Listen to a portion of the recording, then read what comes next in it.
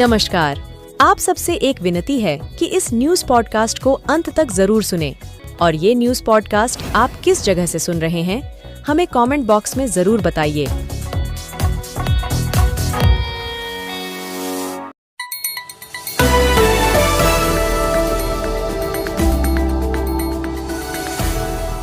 आइए नजर डालते हैं प्रदेश की उन 10 बड़ी खबरों पर जो आज सुर्खियों में रही।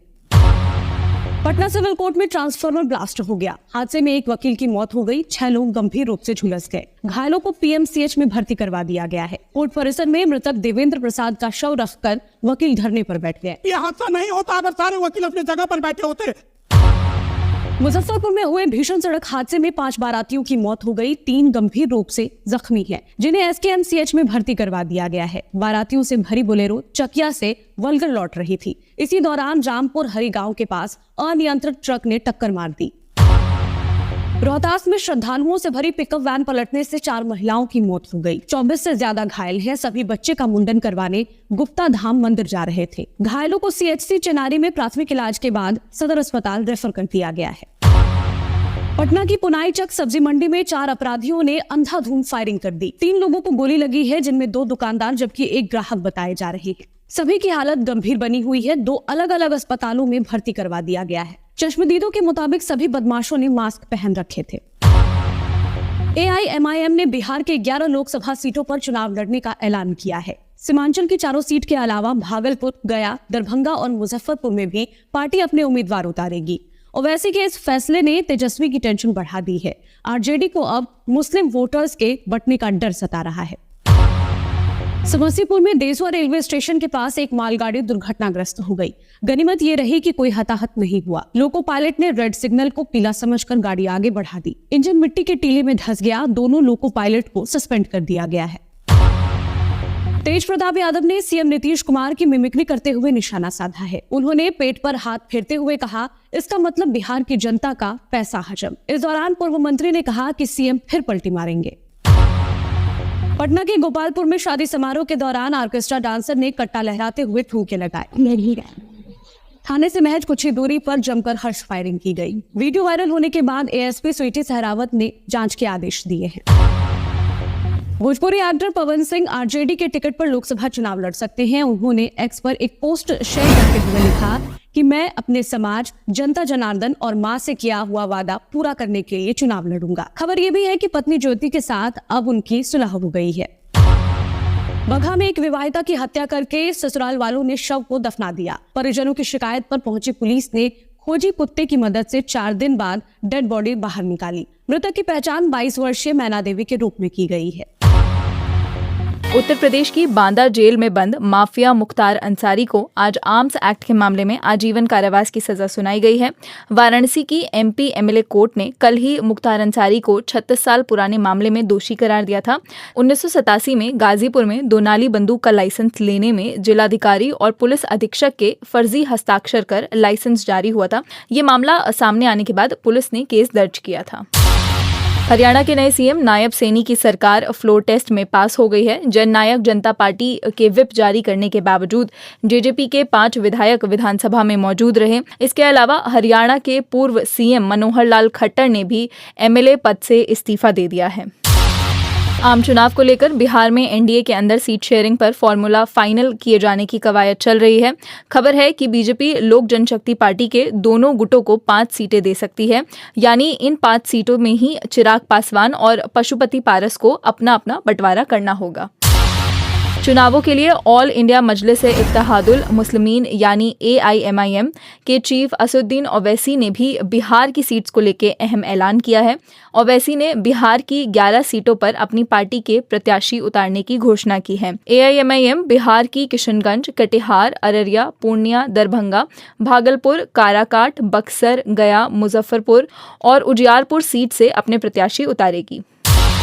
स्टेट बैंक ऑफ इंडिया के चेयरमैन दिनेश कुमार ने सुप्रीम कोर्ट में एफिडेविट फाइल की है, जिसमें बताया गया है कि सुप्रीम कोर्ट के 11 मार्च के निर्देश के मुताबिक इलेक्टोरल बॉन्ड से जुड़ी उपलब्ध जानकारी चुनाव आयोग को दे दी गई है। एसबीआई चेयरमैन ने बताया कि उन्होंने चुनाव आयोग को एक पेन ड्राइव में 2 फाइल्स दी हैं। एक फाइल में बॉन्ड खरीदने वालों की डिटेल्स है, जिसमें बॉन्ड खरीदने की तारीख और रकम का जिक्र है। दूसरी फाइल में बॉन्ड इनकैश करने वाले राजनीतिक दलों की जानकारी है। लोकसभा चुनाव से पहले कांग्रेस ने नारी न्याय गारंटी योजना का वादा किया है। कांग्रेस अध्यक्ष मल्लिकार्जुन खड़गे ने सोशल मीडिया पर इसका ऐलान किया। इसके तहत कांग्रेस ने गरीब महिलाओं को हर साल 1 लाख रुपए की मदद का वादा किया है। साथ ही कहा है कि सरकारी नियुक्तियों में महिलाओं को आधा हक दिया जाएगा। बीजेपी ने अरुणाचल प्रदेश में आगामी विधानसभा चुनावों के लिए अपने उम्मीदवारों की सूची जारी की है। राज्य के सीएम पेमा खांडू मुक्तो की आरक्षित विधानसभा सीट से चुनाव लड़ेंगे। बंगाल के मुख्यमंत्री ममता बनर्जी के भाई बाबुन ने हावड़ा सीट से तृणमूल के कैंडिडेट के खिलाफ चुनाव लड़ने का ऐलान किया है। बाबुन टीएमसी उम्मीदवार प्रसून बनर्जी के सिलेक्शन से खुश नहीं थे। उन्होंने कहा कि प्रसून हावड़ा के लिए सही विकल्प नहीं है। कई सक्षम उम्मीदवार थे जिन्हें नजरअंदाज कर दिया गया। भाई के ऐलान के करीब 1 घंटे बाद ममता बनर्जी ने कहा कि मैं और मेरा परिवार बाबुन से अपने सभी रिश्ते खत्म करते हैं। बैंगलोर के रामेश्वरम कैफे में 1 मार्च को हुए बम ब्लास्ट के मामले में एक संदिग्ध को एनआईए ने कर्नाटक के बेलोरी से हिरासत में लिया है। एनआईए ने अपनी स्टेटमेंट में कहा है कि ये संदिग्ध कुछ हमले के मुख्य आरोपी की तरह दिखता है। हालांकि ये वही आरोपी है या नहीं अभी कहा नहीं जा सकता। फिलहाल अधिकारी संदिग्ध शख्स से पूछताछ कर रहे हैं। मणिपुर के अलगाववादी संगठन यूनाइटेड नेशनल लिबरेशन फ्रंट के 2 प्रमुख नेताओं को एनआईए ने गिरफ्तार किया है। एनआईए ने सीआरपीएफ और मणिपुर पुलिस के साथ मिलकर जॉइंट ऑपरेशन चलाया।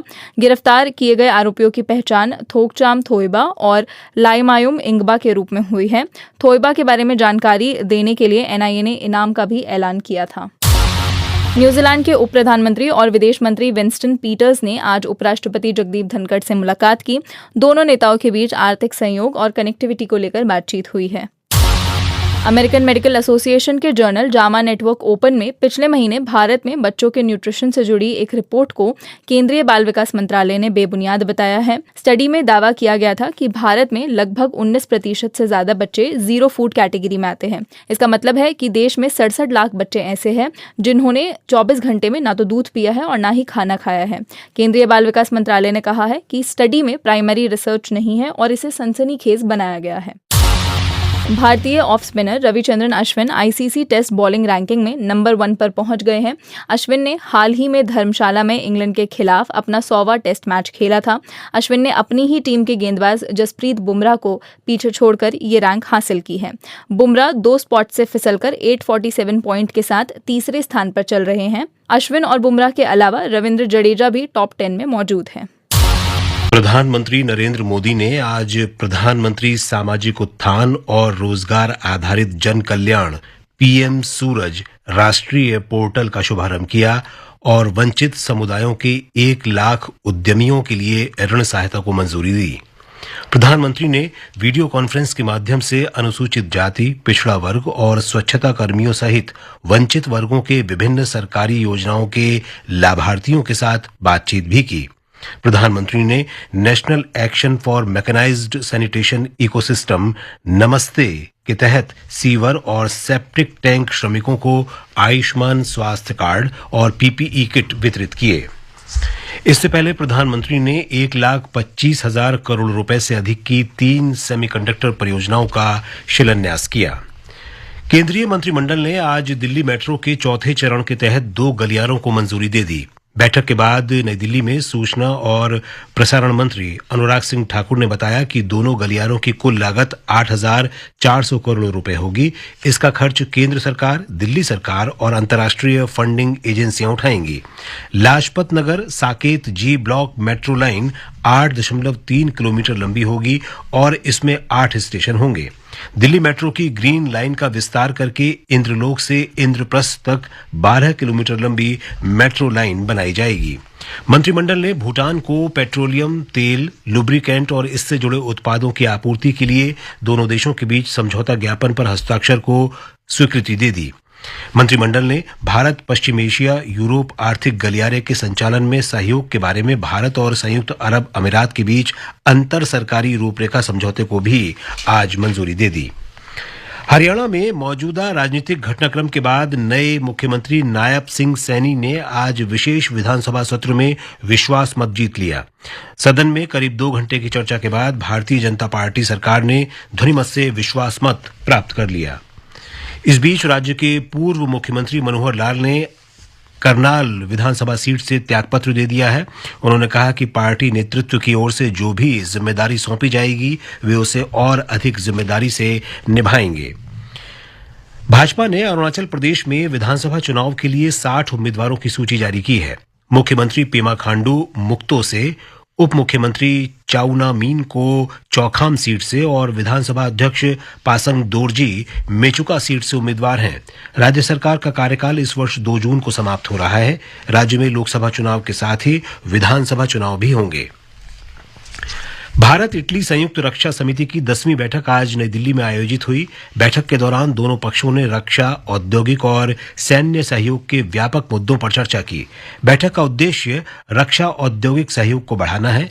भारत और इटली ने अक्टूबर 2023 में रक्षा मंत्री राजनाथ सिंह की इटली यात्रा के दौरान रक्षा सहयोग पर एक समझौते पर हस्ताक्षर किए थे। केंद्रीय भारी उद्योग मंत्री महेंद्र नाथ पांडे ने आज नई दिल्ली में इलेक्ट्रिक वाहन प्रोत्साहन योजना का शुभारंभ किया। सरकार ने 4 महीने की विशेष योजना के अंतर्गत दुपहिया और तिपहिया वाहन खरीद को प्रोत्साहन देने के लिए 500 करोड़ रुपए आवंटित किए हैं। श्री पांडे ने कहा कि ये प्रोत्साहन योजना कार्बन उत्सर्जन करने और इलेक्ट्रिक परिवहन को बढ़ावा देगी। केंद्रीय गृह मंत्री अमित शाह ने कहा है कि सरकार ने हैदराबाद मुक्ति आंदोलन में प्राण न्यौछावर करने वालों के सम्मान में हर वर्ष 17 सितंबर को हैदराबाद मुक्ति दिवस मनाने का निर्णय किया है। उन्होंने कहा कि हैदराबाद को निजाम शासन से मुक्त करवाने में सर्वोच्च बलिदान देने वाले स्वतंत्रता सेनानियों को ये सच्ची श्रद्धांजलि है। सूचना और प्रसारण मंत्री अनुराग सिंह ठाकुर ने आज नई दिल्ली में आकाशवाणी समाचार और दूरदर्शन समाचार की संशोधित वेबसाइट शुरू की। श्री ठाकुर ने संशोधित न्यूज ऑन AIR ऐप भी जारी किया। उन्होंने प्रसार भारती प्रसारण के लिए साझा ऑडियो विजुअल शब्द भी जारी किया। महिला प्रीमियर लीग क्रिकेट में आज दिल्ली कैपिटल्स का मुकाबला गुजरात जायंट्स से होगा। मैच शाम 7:30 पर दिल्ली के अरुण जेटली स्टेडियम में खेला जाएगा। रॉयल चैलेंजर्स बेंगलुरु ने कल वर्तमान चैंपियन मुंबई इंडियंस को हराकर प्लेऑफ के लिए क्वालिफाई कर लिया था। इसके साथ ही ये समाचार बुलेटिन समाप्त हुआ।